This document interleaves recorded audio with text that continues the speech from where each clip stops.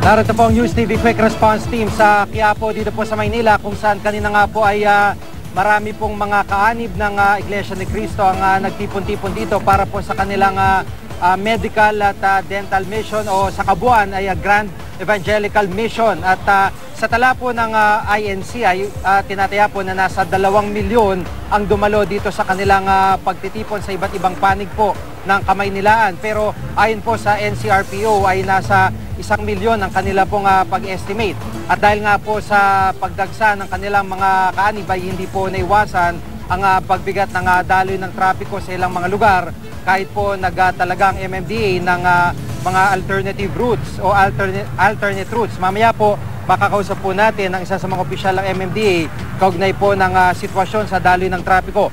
At dahil nga po sa pagsisiksikan ng ilan naman ay hindi po naiwasan na mahilo ang ilan dahil po sa pagpila para po makatanggap ng mga pagkain at ilang mga relief goods mula po sa INC. Narito po report ni Steve Dailisa.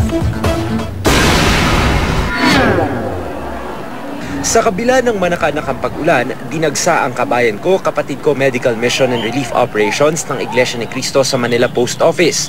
Isa lang ito sa mga pinagdausan ng mga aktibidad ng INC sa Maynila, kabilang ang Plaza del Carmen, Plaza Avellino, Quinta Market, Lerma Extension at Recto Isitan. Pinilahan ang libreng konsultasyon sa mga doktor, libreng punot ng ngipin at libreng gamot.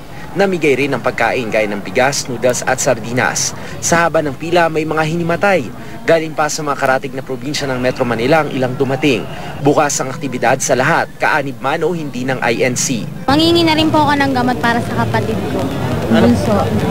May sakit po kasi sa puso. Hindi mo kayo miyembro ng kapatiran? Hindi po. At least meron na kahit paano may iuwi sa pamilyang pagkain.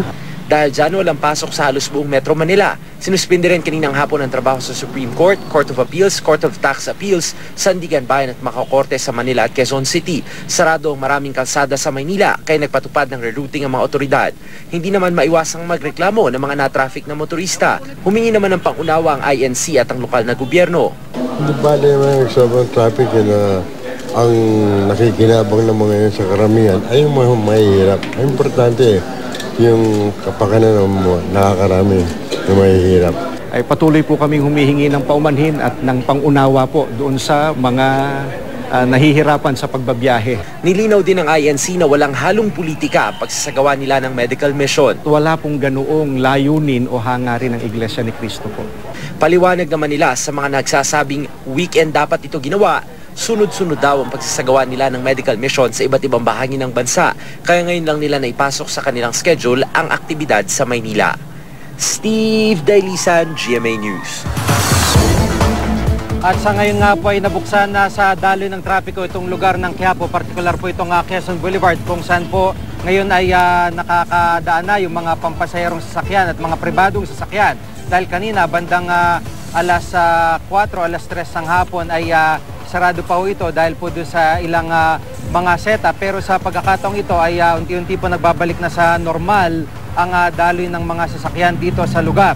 At kanina po nakausap po din natin yung ilang mga dumalo at nakibahagi dito sa medical at dental mission ng INC. Narito po ang kanilang mga payag. Okay naman, kaso ang hirap kasi siksikan masyado, tulak-tulakan. Pero okay rin, ang dami namin nakuha ng bigas. Ay, yung mga kasama ko nakakuha sila ng libreng gamot.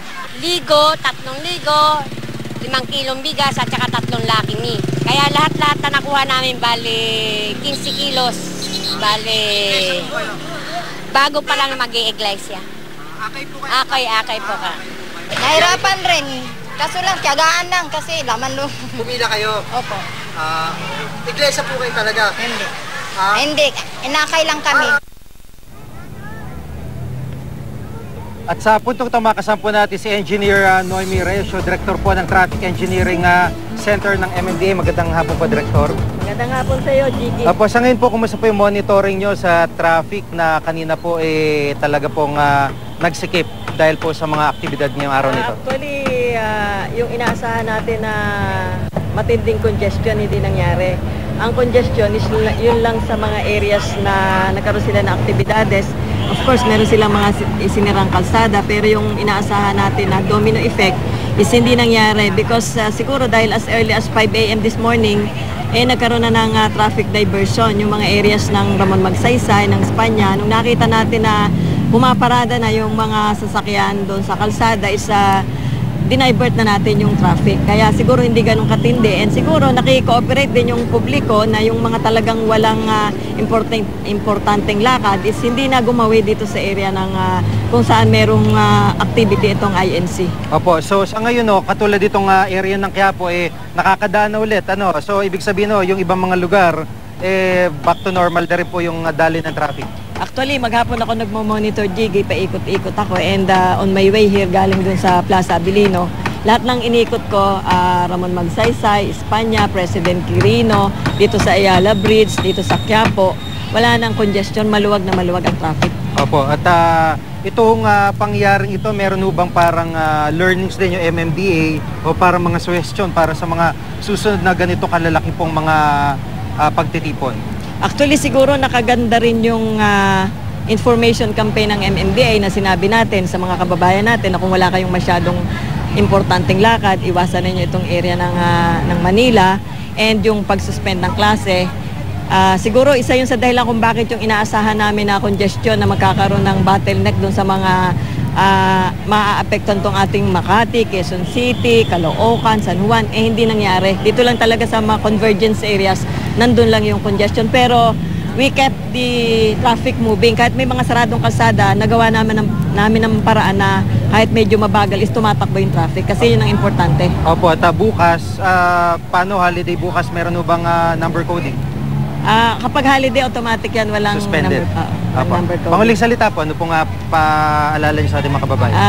Siyempre, nagpapasalamat ako dun sa nakipag-cooperate sa amin, sa panawagan namin na kung walang importanteng lakad, huwag nang pumunta dito sa area ng Manila. And also, we commend yung mga tao namin na talaga namang kagabi, alas 9 na kami naghiwa-hiwalay kanina as early as I think 3:30, 4 o'clock, nasa labas na lahat kami. So, maganda yung ginawa. Meron lang akong pahabol, napupuna ko lang tuwing umuulan, malakas ang ulan, yung sa area ng Timog, Kamuning area, mabigat ang daloy ng trapiko dyan Minsan wala po talaga traffic enforcer. Meron ba kayong ganong feedback din para ma-resolbahan po ito, magkaroon po ng action dito? Actually, meron kaming mga deployment ng fixed post na araw-araw ando doon sila by shifts, 3 shifts kami. Meron din kaming motorcycle unit, meron kaming mobile unit.